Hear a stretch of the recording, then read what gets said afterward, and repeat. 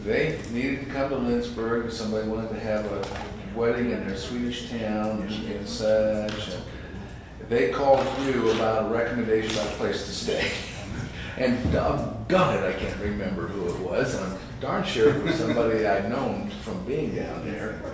And so if somebody's called you in the last couple of months or something. Weird. Thank you. I appreciate it. We call this meeting to order, and we ask that you please stand out of respect for the Pledge of Allegiance. I pledge allegiance to the flag of the United States of America and to the republic for which it stands, one nation, under God, indivisible, with liberty and justice for all. Thank you very much. Please be seated, and welcome to the City Council meeting on September 19th, 2022.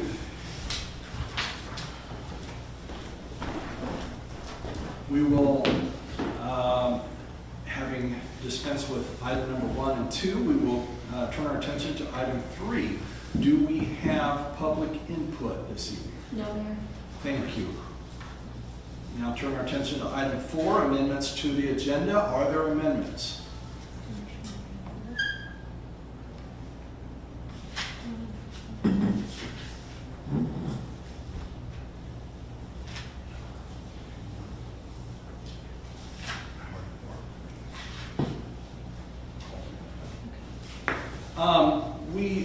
We do have a slight change to the agenda, and that is regarding the consent agenda, item number 6.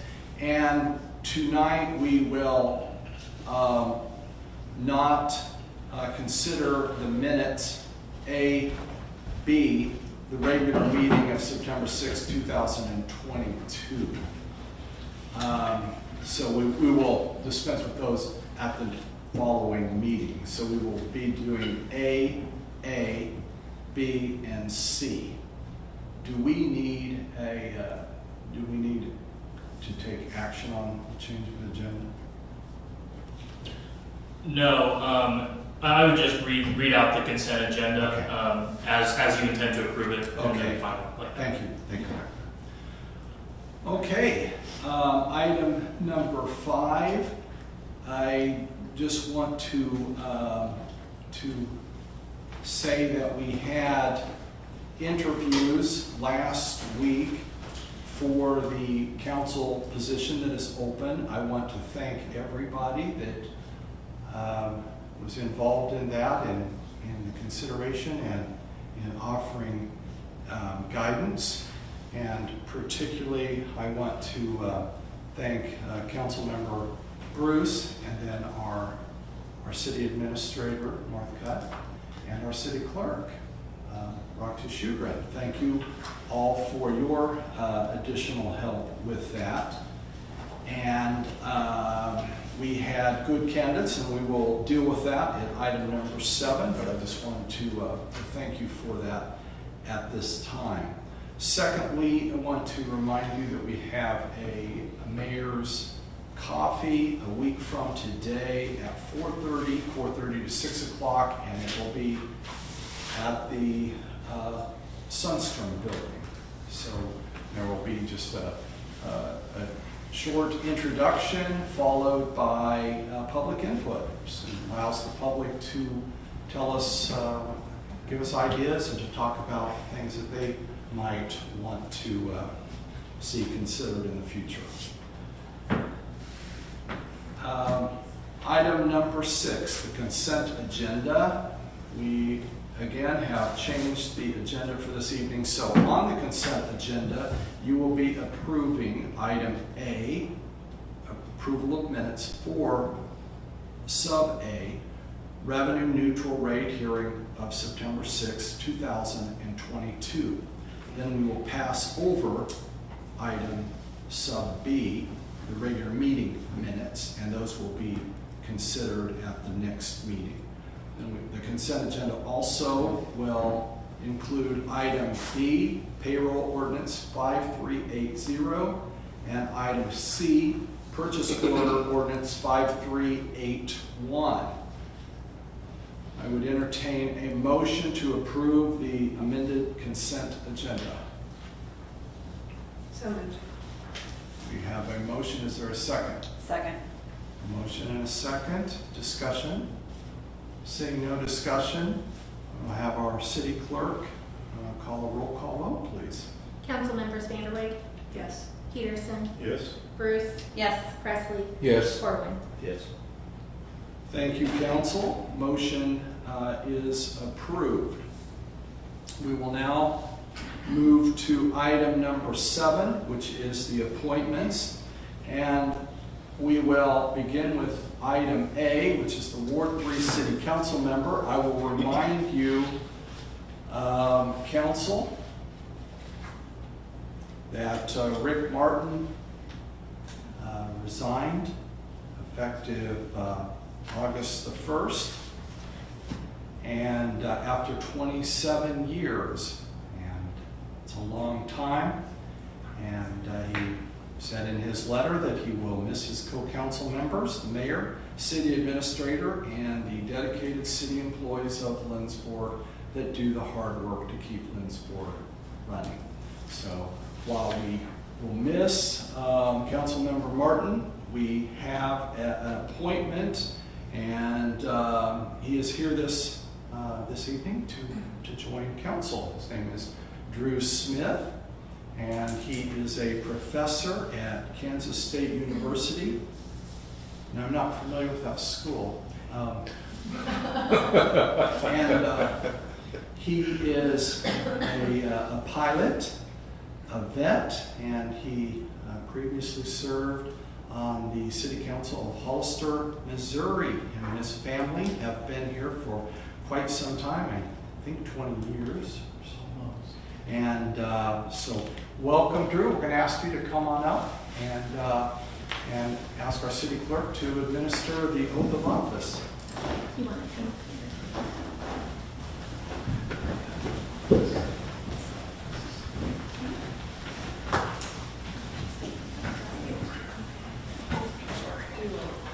Raise your right hand.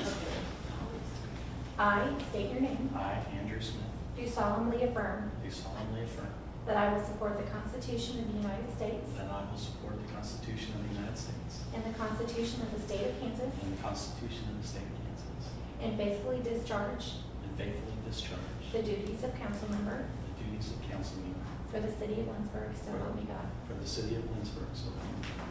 Congratulations.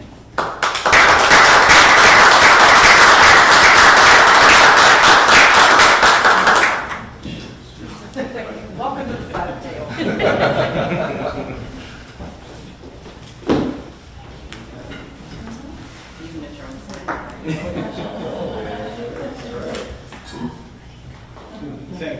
Thank you, Roxy. Thank you, Drew, for expressing an interest in filling out this council member position. Appreciate that, and appreciate you being here. Next, we have a couple, or I guess 3 other appointments. Item B is Planning and Zoning Committee, and we will be appointing Craig Lofton. Craig is an architect and is well known around the city, and I think that will fit very nicely in planning and zoning. And secondly, Lloyd Rohr, who is a former council member, and those of you who know Lloyd know that he's a very competent gentleman that has served this city well and has consented to joining planning and zoning as well. So we are very pleased with those 2. And then in addition to that, item C, on public safety, we will appoint Wesley Bishop.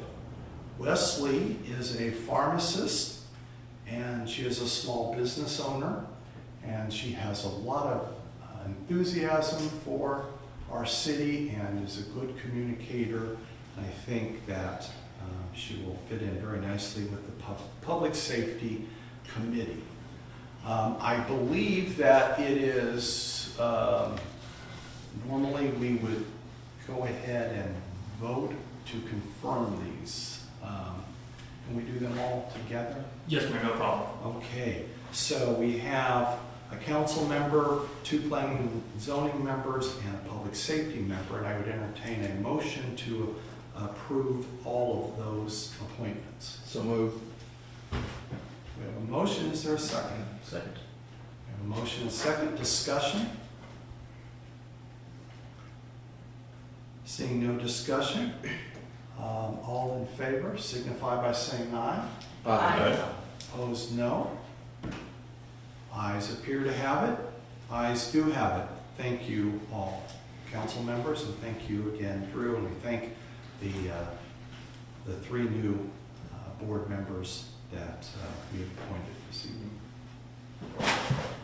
Okay, item number 8, planning and zoning. I believe we do not have a report for planning and zoning this evening, so we will move to item number 9, old business, which is item A is the mobile food vending policy. Ordinance number 5349 is the number of the ordinance as originally passed earlier this year. I will call on Jordan to give us an update. If you will recall, the council asked Jordan to review what was said at the last meeting and to see if there was a proposal that would be possible for this meeting. So, Jordan, thank you. All right, good evening, Mayor, good evening, Council. So basically what I'll do is I'll give you a little bit of the background and do a summary of the process that went into this policy, and then I'll talk about specifically a few issues and concerns that arose over the last 2 weeks about amending the policy as proposed. And then I'll ask for a recommendation for guidance moving forward. So a little bit of background. So following the City Council meeting on Tuesday, September 6, 2022, the Community Development Department was tasked with providing context regarding the mobile food vending map found on page 15 of the Mobile Food Vending Policy Manual version 1.0. Basically, I'm going to summarize those 5 meetings leading up to the meeting where this policy was passed. So Planning and Zoning meets June 8th of 2021. This is where they begin the conversation around the mobile food vending policy and policy manual at the request of council. On July 27th of 2021, they meet again, and this is where they start, and specifically I'm talking about parking. There were a lot of things that were addressed in this policy, but I'm just narrowing it down to the parking bits. The board questions how best to regulate parking, including in front of stores and distances from commercial zones. This is the first time this topic specifically gets addressed in conversation. On September 21st of 2021, the first draft map is presented based on feedback and research, feedback from Planning and Zoning, and then research in my office. The map in this first version of the map included 4 zones in the downtown C2 retail business district, and the board recommended that to open the 4 zones without restriction to study the effects during the pilot program. So keep in mind, here is where the pilot program gets introduced, the idea being by design of the policy that we won't know all the issues the first time we introduce a mobile food vending policy manual or policy, and so we're going to study it for a year and then come back and revise it if necessary. Okay, and then on January 18th, 2022, this is the next one with minutes. There was a meeting in there where they had a discussion, but there was no quorum. The second draft map is then presented, and this map opened up the entire C2 retail business district, and that was at the direction and input from staff. Specifically, the idea being that you just open the whole thing and see how this goes. So C2 also includes some areas that aren't really downtown, that are more residential. So that was reviewed, and then there was conversation specifically in this meeting about competing food trucks in front of brick and mortar restaurants. Examples included the Freddy's truck in front of Farley's and Scooter's truck in front of Blacksmith. These were things that were discussed. On the February 22nd meeting of 2022, based on that feedback, a third draft map was presented to the Planning and Zoning Commission. This map created 6 at-large zones in the downtown retail business district. with restrictions in front of established brick and mortar restaurants. This was sort of a middle ground policy between competing ideas on Planning and Zoning Commission. The idea being that you open up most of downtown, but you protect the interest of brick and mortar restaurants and food businesses that are here. So then that version of the mobile food vendor policy manual with that map, which is what's in effect, version 1.0, that passed unanimously for recommendation to City Council. And then on March 7th, City Council approved the ordinance number 5349 by reference. So the ordinance is a reference ordinance. It references the policy manual, which is in effect the policy. So, okay. So understanding that there's the context kind of leading up to this 8 months in total, to passing the mobile food vendor policy manual.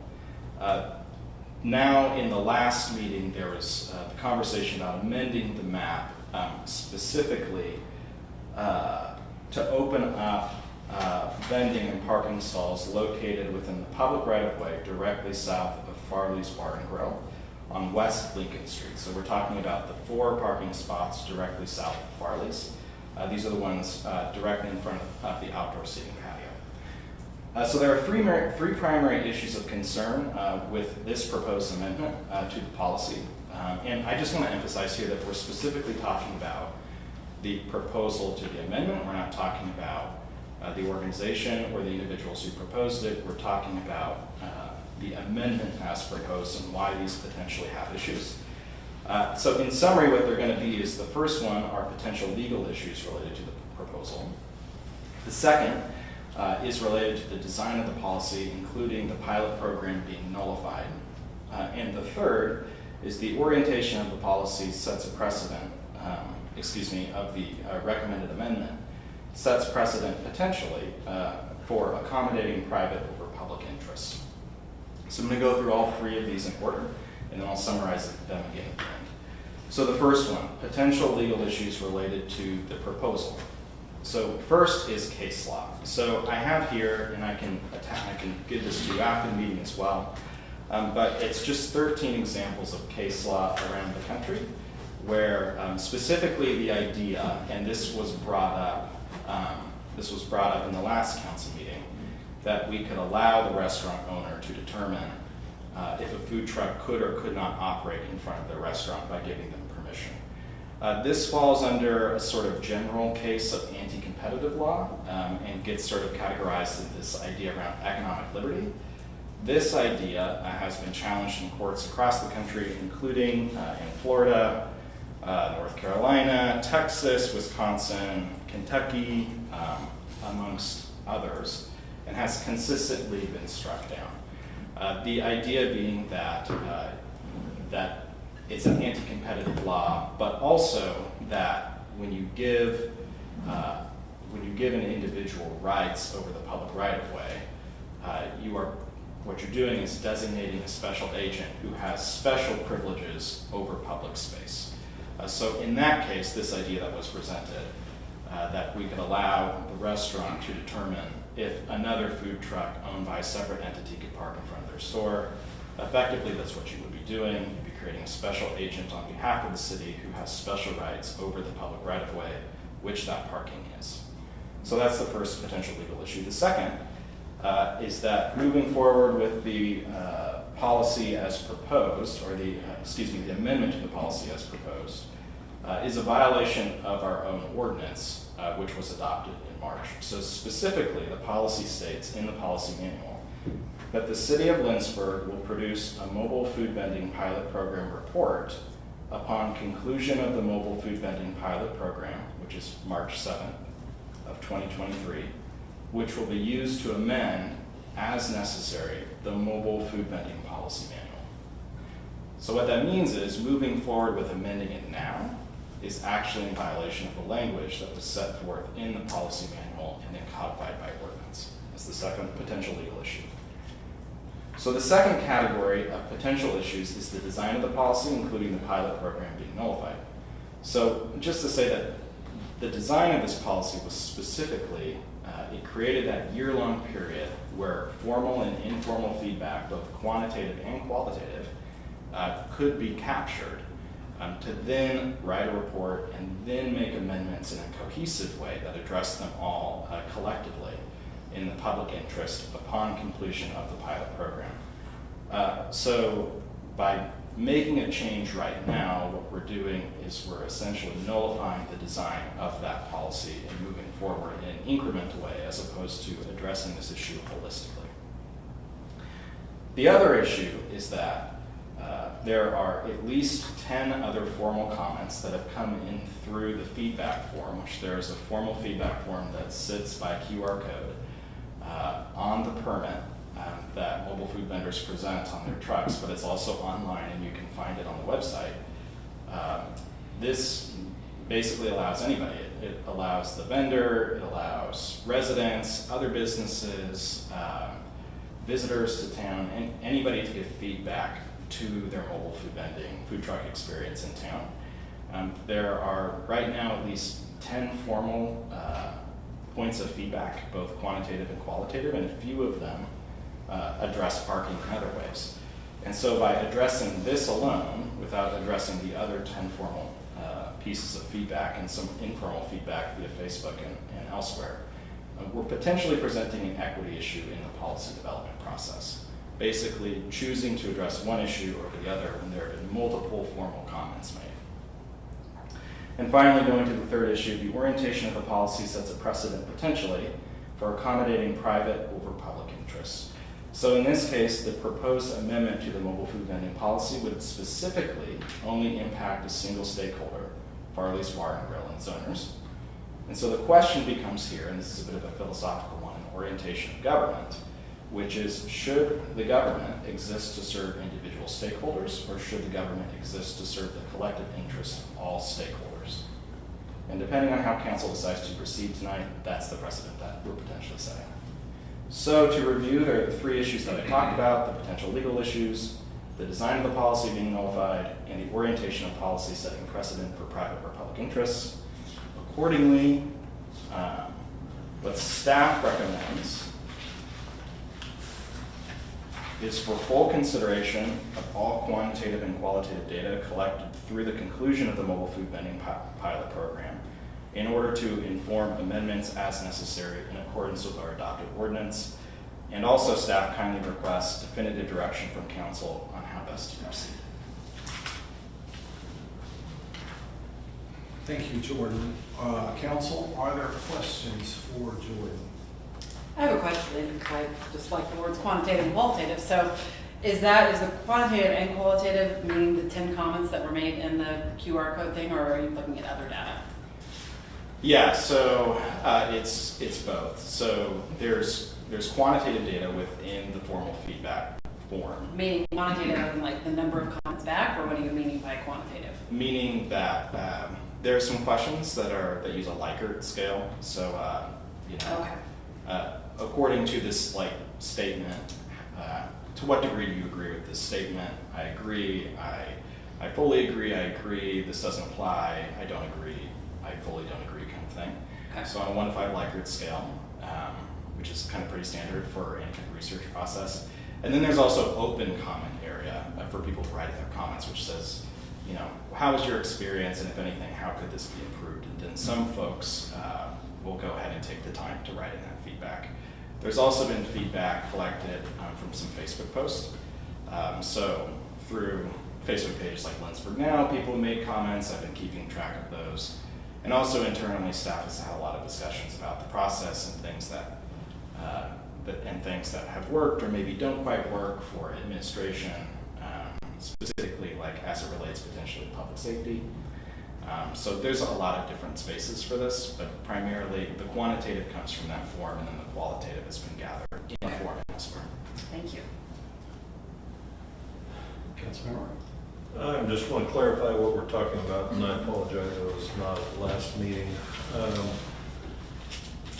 The question at hand, based on the last map that was approved as part of the ordinance, the area that you're discussing is essentially the no parking for core space stalls just to the south of the business, correct? Yes. Just that part. Yeah. So just to be extra clear here, On the mobile food vending map on page 14 of the manual, we're talking about no parking for, so that's no parking for stalls in the orange zone on West Lincoln. So we're not talking about any of the other parts. So, and then again, just to confirm, all these black spaces on the map, which only we can see at the moment, sorry about that, but it says NP dash and a number, that's the number of stalls that there's no parking. And the reason you did that was originally to protect the restaurants from other businesses coming in to set up shop right in front of their. Yeah, so this was basically at the request of Planning and Zoning Commission. So there was a contingent that said open it up completely, and there was a contingent that was concerned with like mobile food vendors parking in front of like brick and mortar restaurants. So again, like the scooters in front of White Peacock or Right. something. So that was the idea. So if you look on the map, the grayed out buildings, those are the food businesses in town. The spots that are open are all the ones that are colored, and those correspond with the zone.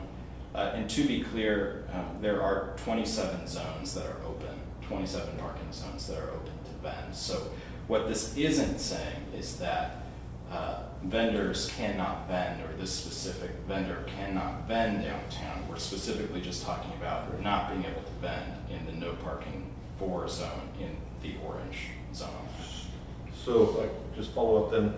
So then, based on your study here, to be legal, really we have, it probably should be up to the restaurants to decide, do they want to expose themselves to a potential customer or competitor coming and setting up shop in front of their business, but then be allowed to set up their own shop, or no parking? I mean, those are, sounds like our two only options. Is that correct? Long term, I'm not going to discuss whether we do it tonight or Yeah, not. sure. I think that's one option. Yeah, so you could leave it up to the discretion of the food businesses themselves. I mean, isn't that what you said should not be done based on like legal precedent? Well, yes. So, well, there's I think a little bit of a nuance here. So, in this case, I think what Corey is saying is that they would also be exposing themselves. So the idea being that they could essentially opt out, if I'm right here. Well, But then that would also mean is that anybody else could park in front of them as well. So in that case, we're creating an even playing field, if that makes sense. So they can opt out of saying nobody can park in front of my restaurant, which would, in this case, since we're talking about it, would allow that restaurant owner to put their own food truck in front of their restaurant. But it also means that any other food truck could park in front of their restaurant. I think that kind of muddies the waters, personally, but Yeah, I didn't mean to opt out individually, I meant as a whole for the policy. Sure. That's our two options, sounds like legally, either we remove all the no parking zones, or we keep them. That's about, yes. is that the way you Yes. explained it? Yep, that's, I I was think, just making sure I was understanding what you were saying. yeah, I think from a consistency standpoint, yes. And if I may, I'll take a look at that case law at some point, because of course, probably not binding with Kansas, but I would want to go look in what Kansas has decided on that issue, because that may or may not be a factor. Councilmember Presser. How do people select or get selected, or how are the parking spaces that are allowed allocated at this point? Is it first come, first serve? It is, yeah. So at this point, and this is part of the feedback that we've been getting throughout, if you have a permit, you're allowed to park in those parking stalls, and it's first come, first serve. Okay. What I do is whenever there's a vendor who comes to town who's permitted, and I say that because recently we had one who came to town that wasn't permitted, but we got the issue fixed. What I recommend to them always is to let me know when they're coming and what times they want to come. And the reason why that's beneficial is, one, we can actually just kind of like set a spot aside. Like, for example, in front of Lucia Park, kind of a nice location. They can use the park, people can use the restroom, etc. But also they get the benefit of the additional advertising that we can put out for them beforehand. And also the local vendors know and all those things, so it can really be a better experience. technically under the policy, they can come and park in any of those zones at any time without notification. And that is some of the feedback that I've been receiving in terms of administrating this policy, which is it's actually, even though it gives them the most discretion and freedom to come and bend whenever they want under their permit, it might be easier from an administration and public safety standpoint for them to be required to give notice. In practice, that's generally what happens anyway. But yeah, that is how policies. But this kind of flexibility then actually becomes part of the piloting process. So we can come to maybe a more specific decision about allocation. Yeah, so exactly. After a year. That was that was the entire idea behind going with a pilot program model, which was we don't know all the outcomes, we don't know all the externalities, and so let's leave it open within reason and then study the effects and then make a policy that's more specific that addresses the issues that can come over the course of the year. So Makes sense. Further questions? Yeah, I do have questions. Could you give me the rundown on the three? You said, the first one you said that was potential legal problem was giving preferential treatment to one restaurant over another. mhm. Second was reverting on our own ordinance, is that what you said? Pilot being nullified, the next one would set precedence between private and public right away.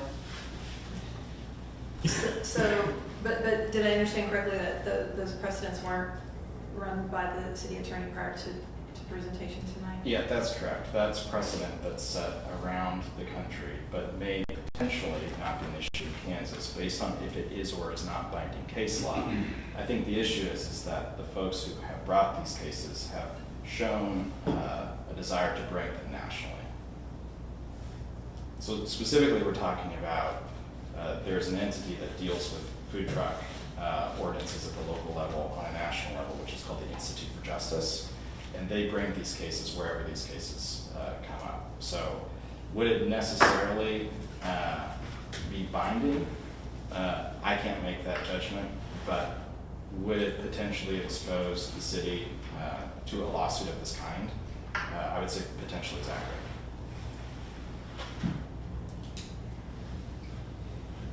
I would probably like to defer any further discussion until our council had the opportunity to weigh in on this, if that's appropriate. I don't know. At this point, there was no formal action, of course, taken at the last meeting. There was a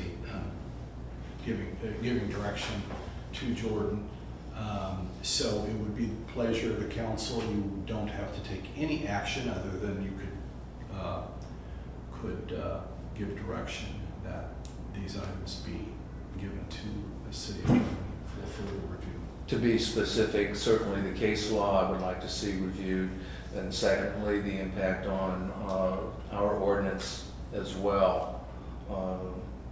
And does this become a de facto amendment to our ordinance in a way that perhaps we hadn't intended? So those are two issues that I would like to see resolved. And Well, except that I guess I assume that that's what we were talking about, is that the action we would take here would be an amendment of Right. our ordinance. And so that's where I was a little bit, I didn't understand how that was relevant, because of course we can amend an ordinance. We have to be able to change. I mean, we can make a law last week and then change it next week. It's certainly not the best, but I mean, I can't see that there's, I'm not clear what the legal jeopardy around that is in terms of that, but, And for what it's worth, I see it the same way. okay. And then just to add on to Councilman Presley's too, I think the third one would be the impact of the precedent that would have, and I think the challenge is it's public property, not private property, right?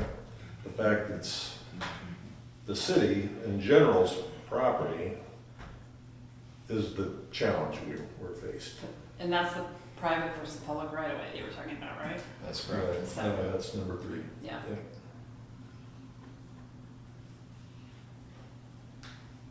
So council, do we have some type of a we have a consensus of having the city attorney review this, or do you have any comments, any other ideas? Well, I guess for me, the time's ticking here. I mean, if we, but, so I don't know. Because I mean, we're 6 months into it, right? You said March 2023? Yeah, March 7th, 2023, we're 6 months in. So, okay, and that's certainly understandable. You know, we were talking about a timeline here, and I think that the council believed at the last meeting that this might be a fairly simple change, and I think what I'm hearing is that Jordan is saying there's a lot more to consider. I also understand that from the business point of view, they're ready to get moving. Now, Jordan, the business is able to have a truck, it's just it would be four parking places away. That's correct.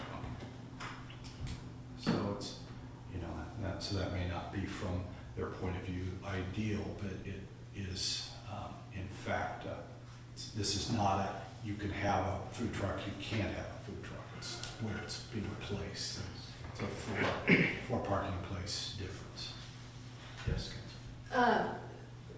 I know a lot of thought was put into the policy and the process, but, and certainly I guess I'm not entirely sure, I don't remember whether public planning and zoning agendas are public, but were any downtown businesses invited to participate in the discussion of the parking situation? What was the? My understanding is that before I came on, there was public outreach that took place by the former mayor with downtown businesses around mobile food vending, and that a number of those attended.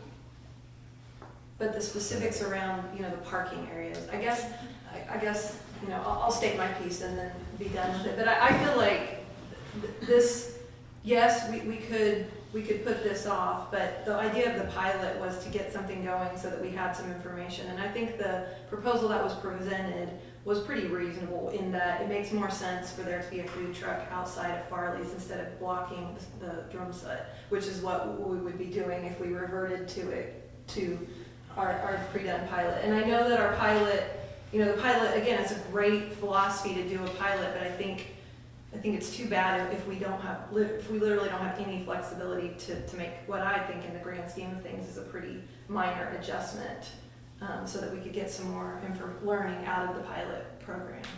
So I guess that's my 2 cents worth. But And I guess my question is, do we look at it the other way, that if we change this to the pilot program now, then in 6 months we're still going to revisit it and look at it, right? So we'll know whether this worked or didn't. Agreed. So I mean, regardless, we're going to revisit it again in March because it's just a pilot program right now. I don't mean just. I know there's been a lot of work in this. It is a pilot program right now. I guess if we're gonna reopen it though, wouldn't we reopen it for the whole program, not just this one case? Because if I recall, during this process, there was question as to why parts of the business district was excluded from this, namely Grant Street and State Street.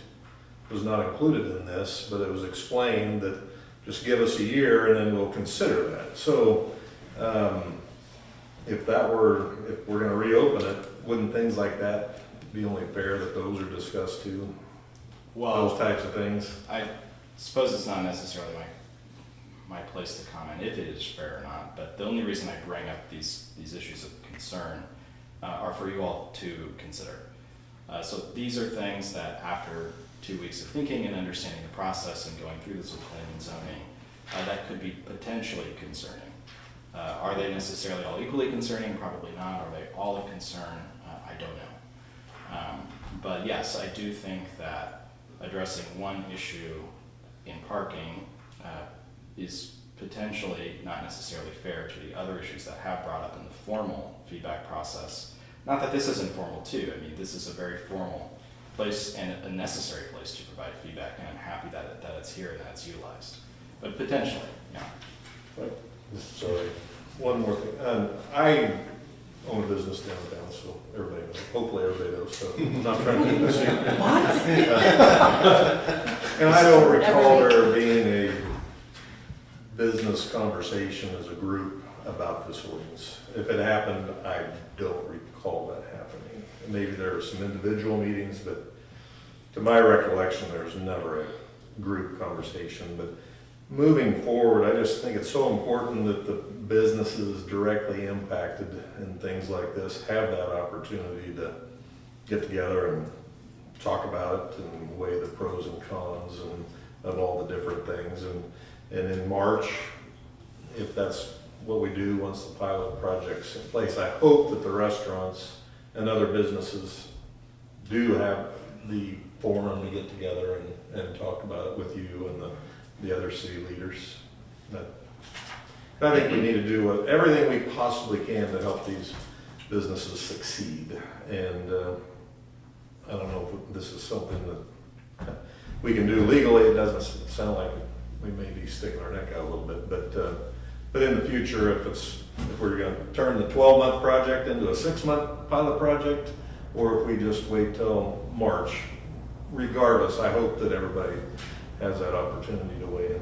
Well, can I add some context to the timing of the program and the discretion as it's laid out in ordinance?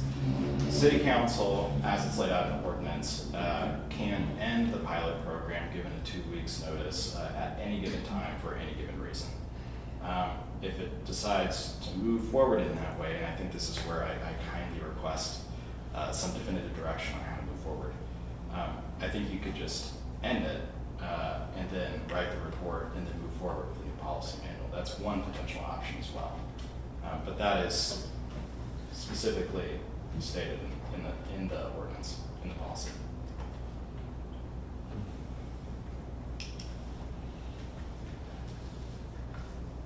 Council, I guess I would say that if you have additional conversation, comments, questions, we can do that, or we can see if you have any specific ideas of which direction you'd like to go. I guess I can also appreciate your point that you're getting feedback in other forums and you've had feedback and you're taking that feedback and looking at it, and we have no idea what that is. So to the point of, do we change everything or do we not change anything? I can appreciate that point, so I don't know.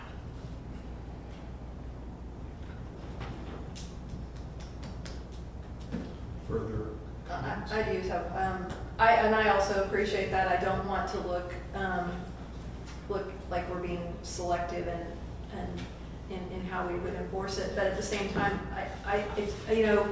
this is one of those where I feel like I wouldn't like the look if somebody took us up on the offer that we actually have right here, which is that they can set up right in front of drumstick.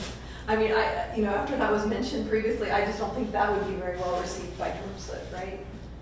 I mean, so it does sort of seem like maybe that's a gap in the. I mean, maybe they won't, based on what you're saying there, that mostly they've been open to suggestions about where to go. But if I understood you correctly, that could happen, right? Somebody could just pull up in front of drumstick and fire it up. That's correct. Yeah. So I don't feel like they'd be too happy. And if we do nothing and then that were to happen, that would not be a good look. So, I mean. Well, I guess if I can follow up with that, on that, but what do all the other businesses have? Do they have a say? I mean, what if they pull up in front of It's the same. I'm just using that example because that was the one that was close to the. But if that's the problem, we probably shouldn't have an ordinance or allow it, because what if the hardware store is offended that his parking spots just were taken up, or I'm trying to think of other non-restaurant businesses, sorry, that's the first one that came to mind, but do they have a say if it's okay to park in front of their business? No. The way it's written, so I don't know the difference between that and drumstick. I guess that's what I'm saying. It does seem like a difference to me, a hotel establishment versus another. But at a fine point, from a more macro, no, I agree with you. It could be equally unappealing to any business. Or very appealing. I was gonna say, I could say that it's drawing to their business, because Yeah, they can, could be a good thing. so. I think that was I hope it was. the point of the pilot. Yeah. was basically to gather. And the data gathered from the pilot. And right now, we're in complete Disarray. disarray. Council, and I don't want to try to speak for you, but what I think a reasonable would be to give direction to have our city attorney review some of the information. That might be a way that you, but yeah, I will. If you want to go in a different direction, we can talk about that. We could leave it to the new guy. It's new to the new guy, but what I see is we're 6 months into the potential of a 1-year program. And we have maybe 15 data points, not a lot. So why don't we just run the course and table it until the attorney can look at it closer? We might need to dialogue more. That's where I stand. But I'm new, so. Well, that invalidates everything. No. He's only been there a couple months, so. Since Roxy's So he's more of a rookie. Okay, council, I'm willing to go whatever direction you would want to go, of course. I feel the discomfort in this, and I think we all feel that. Well, Jordan, thank you.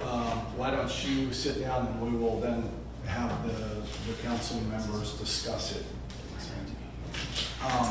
Council, is there any further discussion, or is there, I would entertain any motion at this point, or direction to our city attorney?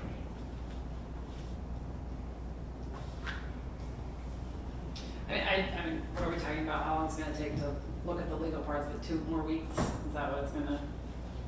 I don't know, how busy are you? I mean, is this gonna take you 5 months to review this case law? Or It is depends if it's sent to me, tomorrow or next week, and it depends if, it just depends on the law. Like, 2 weeks would be an optimistic guess, assuming that it says roughly what I think it says. We're very important. Yeah, but assuming it says roughly what I think it says, probably 2 weeks, but that's realistic. Otherwise, afterwards, the following would be certain. That's absolutely doable. Any other, if there are no additional ideas, we will go that route. Zach, Jordan will prepare information and send that to you. Okay, thank you, council. We will now move to item number 10, new business, standard traffic ordinance number 5381, and I will call on our city clerk, Roxy. Each year, the League of Kansas Municipalities publishes the latest version of the standard traffic ordinance book for the Kansas cities addressing all traffic violations, and it includes any of the changes or updates after the legislative session. Some of the sections that have been modified for 2022 are the definitions, funeral processions, parades and processions, driving under the influence, driving a commercial motor vehicle under the influence, commercial driver's license, display of license plates, and electric assisted bicycles. So we are looking for a motion to approve ordinance 5381, adopting the standard traffic ordinance book for 2022. Council members, are there questions for Roxy? Seeing no questions, council, I would entertain a recommendation or a motion to approve ordinance number 5381, adopting the standard traffic ordinance book for 2022. So moved. Is there a second? We have a motion and a second. Discussion on the motion. Seeing no discussion, we'll have our city clerk call the roll call vote, please. Council members Corwin, Yes. Presley, Yes. Bruce, Yes. Smith, Yes. Peterson, Yes. Vanderway. Yes. Thank you. Motion passes. We will now move to item B, Uniform Public Offense Code. Ordinance number 53A2, and again, call on our city clerk, Roxy. Just like the STO, the League of Kansas Municipalities publishes the latest version of the Uniform Public Offense Code book for Kansas cities, designed to provide a comprehensive public offense ordinance for the cities. And that includes any of the changes and updates from the legislative session. The following sections were modified for 2022.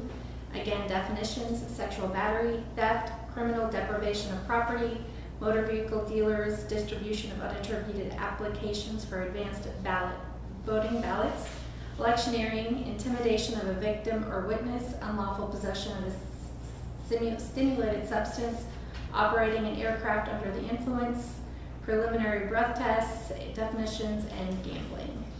We are looking for a motion to approve ordinance number 5382, adopting the Uniform Public Offense Code book for 2022. Council, are there questions for our city clerk? Councilmember?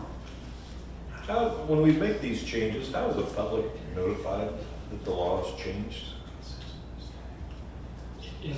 Once they get in trouble, or is there a way to? I've never thought of this until this second, sorry. Yes, so on the one hand, many municipalities publish the actual UPOC and the STO for that matter online. You can find it there. But according to this ordinance, the clerk will maintain a copy, so that if they want to go look at it, they can. Otherwise, it'd be the standard way that they get notified would be the ordinance, the publication, and then because the UPOC and STO are standard, it's fairly easy if they wanted to go review those annually. So we approve this, will the new sections of the now ordinance be posted in with the minutes? It'd be easy for them to find, or, I don't know, I'm asking a question, I don't know the answer. Well, and I don't know if Roxy has the answer to that. It's certainly, there's a legal point of what the city has to do, and I think that we traditionally have wanted to follow the spirit of the law as well, and that may include additional items, but who would be a expert on that? As to where it's included, that's a fundamentally administrative question rather than legal. Because where it's included is online through the ordinance and those changes. I'm sure that the League of Municipalities publishes like a digest or something that would be available. But in terms of like procedurally, administratively, that would be a decision for administration or council. Good question. Well, only reason I thought of this is that we're approving line items that we have no idea what we're really approving. We're trusting, or we're just, it's a formality. I know there's a lot of work going in behind these, but I, as a council person, have no idea what's changed in section 6.1. I just haven't seen it. So I wondered how the public would find it if I hadn't seen it. Right, and again, I'm sure that the league publishes like some kind of digest or something, but frankly, that is seen as almost one of the benefits in that, you know, if you have a smaller town like, let's say, Hope, Kansas, with not many resources, they don't have to start from scratch with the criminal code, and this is exactly what that does. For whatever it's worth, this is absolutely routine. Every other municipality I work with does it, but I certainly can understand kind of a notice problem, but frankly that applies in a lot of the law. Yeah. Just The 10.30 caught my attention. Unlock, what is it? Operating influence. Yes, and our city attorney is correct in precisely what he said.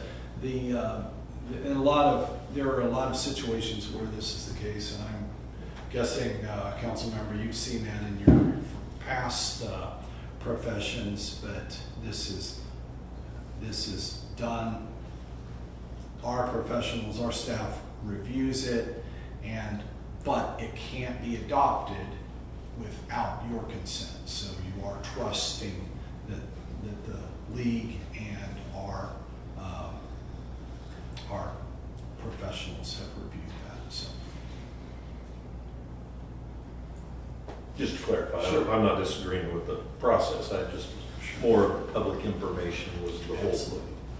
point that I was trying to make. Absolutely, and I appreciate that because I do think we should always, we're concerned about open government, transparent government, and making sure that the public has access to this information. Further questions for Roxy? Seeing no further questions, council, I would entertain a motion to approve ordinance number 5382, adopting the Uniform Public Offense Code Book So for moved. 2022. We have a Second. motion and a second. Discussion on the motion. Seeing no discussion, we will have our city clerk call a roll call vote, please. Councilmembers Peterson, Yes. Vanderway, Yes. Smith, Yes. Bruce, Yes. Presley, Yes. Corwin. Yes. Thank you, council. Motion passes. We will now turn our attention to item C, the sewer maintenance. This is the item you've been waiting for. This is what call on Chris Lindsborg, our Public Works Director. Welcome, Chris. Good evening, Mayor and Council. This is a very common item that we do each and every year, doing sewer maintenance. This program was something we started about 25 years ago, doing a entire town sewer maintenance over a 5-year period. We have continued that in some fashion over the last 20 years, and it has been very beneficial. We used to have anywhere from 10 to 15 sewer backups a year, and now if we have 1 or 2, that is out of the ordinary. So I think the program has proved very beneficial. There are very few companies that do this, perform this service. We have dealt with a couple of them. One company's been in business and out of business several times and has been non-responsive the last several years when we've tried to get quotes from them. Mayor Specialty Services has been a very reliable company and always done a fantastic job when they come in town and do our work. As common as this has been over the last 5 years, I did have an oversight in the fact that we upped its budget to $10,000 this year instead of $8,500. So I had a minor oversight with that. So I would like to make a motion to approve the quote from Mayor Specialty Services to clean sewers as part of the annual sewer maintenance program at a price of $8,500 with a not to exceed of $10,000.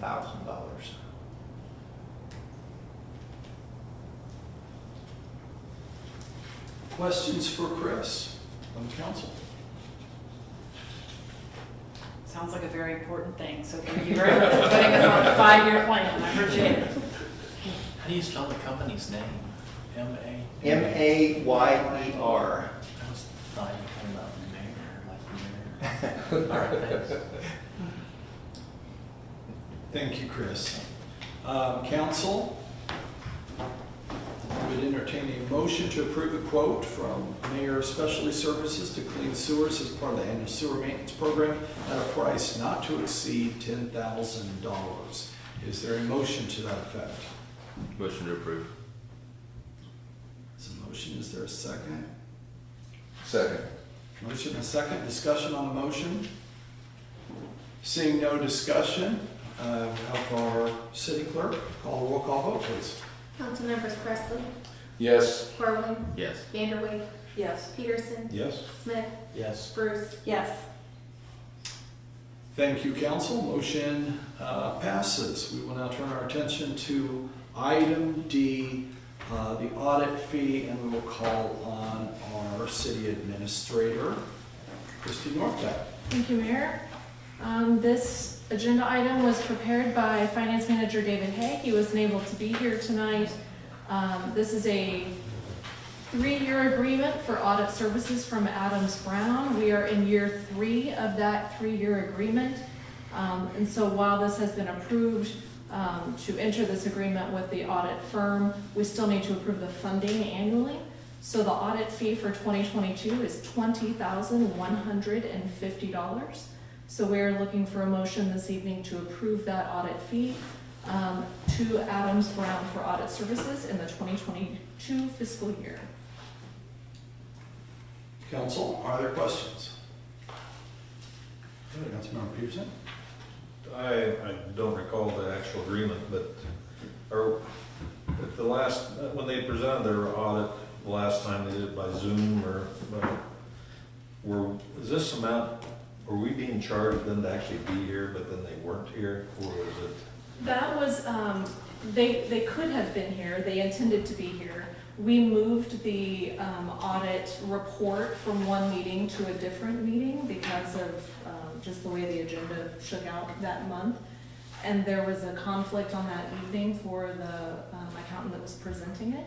And so she requested to be able to do it via Zoom because she had a conflict that evening. So normally they would be here, but we did approve that for this audit report, that she could do it remotely because of her conflict, because we didn't want to delay it any further.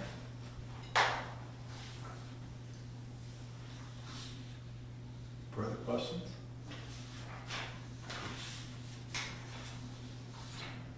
Seeing no questions, council, I would entertain a motion to approve the audit fee of $20,150 from Adams Brown for audit services for the 2022 fiscal year. Is there a motion? So moved. Is there a second? Second. We have a motion and a second. Questions on the motion? Seeing no discussion on the motion, we'll have our city clerk call a roll call vote, please. Councilmember Bruce, Yes. Smith, Yes. Peterson, Yes? Vanderwijk, Yes. Corwin, Yes. Presley. Yes. Thank you, council. Motion passes. We will now turn our attention to item E, digital billboards, and we will call on Holly to speak to us about that. Thank you. Good Holly. evening, Mayor and Council. Before you tonight, I'm bringing a proposal to approve a dollar amount that I will have to probably explain a little bit to you. It doesn't entirely make sense why I'm bringing this to you, because the CBB expenditure is well within our budget. We decided we wanted to try to do digital billboards in the Oklahoma City area. We had, I felt like, a very successful run with them in our Kansas City market. We were able to track through our website, the back end of it, Google Analytics, the months that we had those billboards in place in Kansas City. Our use of our website, visit lindsborg.com, went up exponentially. We dropped those billboards in January, February, and March early in the year, and then picked them up again in the spring. They dropped in those 3 months, and then it went back up again in the spring. So we felt like that was good. That was the best we could do to track. And then, of course, the businesses that would come to us and talk about the traffic they were seeing from Kansas City. At this point in time, we have, I reached out to Visit Wichita. The CBB director there has an affinity for Lindsborg. She has family from here. And they were willing to partner with us and pay half of what it would cost to do billboards in Oklahoma City. They prefer to do 2 guaranteed billboards, and that guarantee means they'll be in the same location. We get to choose what those locations are, and then they won't move up to any other digital billboards in the city. You'll be able to see in front of you the information I gave you. Those 2 billboards are located on I-35. They're both northbound, so we would not only get Oklahoma City area traffic, but anyone traveling northbound out of Texas. We know from data fight information that comes from the State Department of Tourism that those are exceptional. That's an exceptionally good travel corridor for us already to be receivers of visitors. So for this portion of the state. So we know that's where most of our traffic for this portion of the state comes from. Wichita, something that's really good for us with this, they have the ability to track the people who drive by those billboards and who actually come into the city limits of Wichita. I am going to ask them if they will reach out to Datify and see if they're able to also add a geofence area for Lindsborg for this one project. I don't know that Datify will allow it, but if they will, that will be truly helpful to us because we would be able to track what these billboards do for us while they're up. Right now, we have 13 businesses that have partnered with us, and those dollars are beginning to come into the CBB as a holding spot for that money. So right now, I just need your approval to be able to encumber all of those funds so that it works through our audit process, and we can go ahead and expend the rest of that money next year. So right now, we would take in $19,800 between our businesses and the city of Wichita, with the city of Wichita to provide an additional $6,600 next year when they have it in budget to do the remaining billboards in the spring. We'll do 3 billboards beginning in October, November, December. We'll take a break in the winter, and then we'll start again in the spring for 3 more months. I've applied for, based on what we have already, I have applied for a grant from the State Department of Tourism that will give us a 60% match. If we get this, this would allow us to continue to run billboards, I believe, up until Hellings Fest or close to that time, which would be very helpful for our fall festival. So I'm just asking for a motion to approve the use of $1,590 from transient guest tax to be supplemented by other funds and remitted by the city of Lindsborg to Lamar for digital billboard service for a total amount of $19,800 this year. Are there questions for Hall? I do have a question. You had mentioned 2, but I'm confused on the number. Is it 7 or is it 2? There are 7 billboards on the map here. There are 7 on the map. I got to choose from those 7, and we chose the 2 that were on the interstate that we thought would be the best for us. Good. And that had the highest numbers Okay, for because count, because you can see the questioned- count on those. Well, which 2 did you chose the ones on I-35? They're on I-35, and we chose the furthermost south and the furthermost north. Yeah, okay, good. Yeah. I really had a question about the Tinker Air Force Base location. I don't feel like that was really gonna be a high, So, high drive there interestingly experience. enough, for us, during COVID, our military bases were some of our best places to advertise because they don't have changing income. They didn't have to worry about whether or not they were gonna be fired during COVID. So they were still traveling, they were still going out and doing things, and because we saw great traffic from that, we expanded our family visitors packets that we put together and produce and send already to Fort Riley and to McConnell Air Force Base, and we added to that Tinker Air Force Base and Vance Air Force Base and Leavenworth as well. Farther traveling points for us, but we felt like it would do good things for us. And we know we're small enough, we can't afford to do everything, but if we reach out to bigger CBBs that have money, and they were very willing to do this. I mean, they did not hesitate. They said we would love to partner with Lindsborg, which made me feel really, really good. We're a small place, and they're one of the largest places in the state. So those partnerships are really good for us. I'm grateful for them. So. Thank you. Councilmember Peterson. 2 quick questions. One, the Datafy that you mentioned, is that, we had a study session on No, it. what we would like to use is Placer AI. It is different. But it's similar? Datafy is just for CBBs mostly. We've looked at both of them. Cost is pretty similar, maybe a little bit less for Datafy, but it really is not helpful at all for economic development. It does not do nearly what we would It's the want it to do. same type of thing. But the just same type of idea. Different. Exactly. All right. I had a second thing, and I forget what it was. I'm sorry, I remember that, didn't I? Oh, I know. To clarify, you say we're partnering with Wichita, so we're splitting the cost. We're splitting the cost 50-50. But that means it's half of the ads will be Wichita and half will be ours, right? It's not like we're getting all the ads and they're helping us for half. No, but they're allowing us to run multiple ads. So we are So- doing the same thing that we were able to do in Kansas City. I But- requested that, and they Right. said they would allow it. I told them I couldn't afford to do it otherwise. But I guess my point is we're getting, You're getting Yep. half of 500 and some odd thousand. right, we're You're getting 250. our money's worth. It's Yeah. just, Yeah. they're not Yeah. subsidizing us, but They're not but subsidizing we're able it. to do things we couldn't do on our own. Exactly. Yes, We could not do it on our own. There's no way. And also, there's the fact that it's a city up the road from, and then, Yeah. so it's kind of connected, Yeah. which I think is as opposed to at just an advertisement Yeah. for. Manhattan, Kansas, or Yeah. whatever. Yeah. Sure. Go ahead, Councilor. Just a couple of comments. One, I do know for a fact there's a lot of people from Texas and Oklahoma that stop in our town, and there's a lot of people that travel from that direction that may live in Nebraska all the way up to Minnesota and Illinois that would be passing through this area. So I think that'll be good. But the other quick comment was about the bases. Leavenworth has an officer training program for the other countries in the world, and included in that is Sweden. And I do know that a lot of those officers that are from different parts of the country like to come visit us, just because we have a touch of European that they can enjoy. But anyway, thank you. Further questions?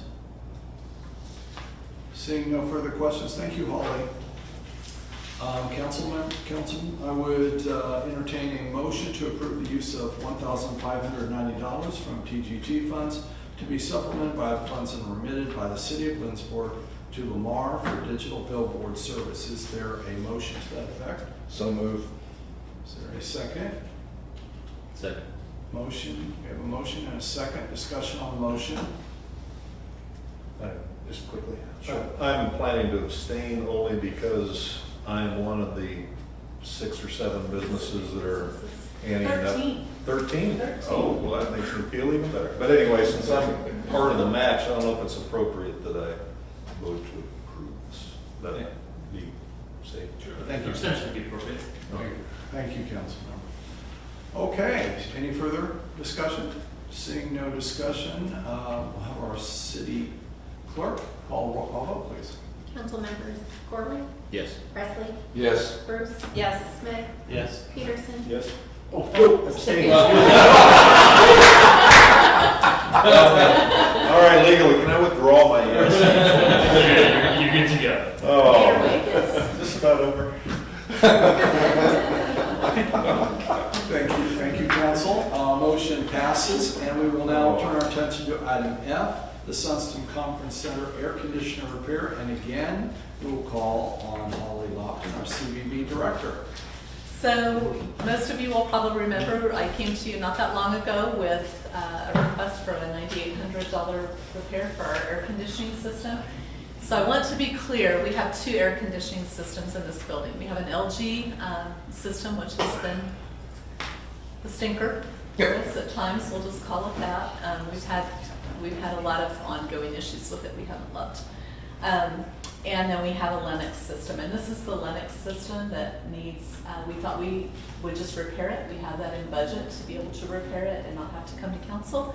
And then it came, come to find out we are gonna have to replace the coil in it instead of just doing a repair. It's imperative that we move quickly because right now, we don't know when we can get the part. They believe that if we order it right now, they may have one in 3 weeks, but we need to move very rapidly if we can. It's like everything right now, it's just hard to get. So we are asking for a motion to approve the quote from Pestinger Heating and Air for the condenser coil for the Sunstrom Conference Center in the amount of $6,280. Pestinger came in at the lowest quote, as you'll see. Are there questions for Holly? Seeing no questions, thank you, Holly. Council, entertain a motion to approve the quote from Pestinger Heating and Air for a condenser coil for the Sunstrom Conference Center. Excuse me, for $6,280. Is there a motion? So moved. Second. We have a motion and a second. Questions? Seeing no questions, have our city clerk call the roll call vote, please. Council members Vanderwijk, Yes. Peterson, Yes. Corwin, Yes. Presley, Yes. Bruce, Yes. Smith. Yes. Thank you, council. Motion passes. We will now turn our attention to item 11. Do we need an executive session, Madam Administrator? We do not. Thank you. And do we have any additional other items for consideration this evening? Seeing no further business before the city council, just once again want to welcome Councilmember Smith. Glad you're here. You participated. That was good. So thank you, council. We entertain a motion to adjourn. So moved. Second. Second. All in favor, signify by saying aye. Aye. Opposed, no. Ayes have it. We are adjourned.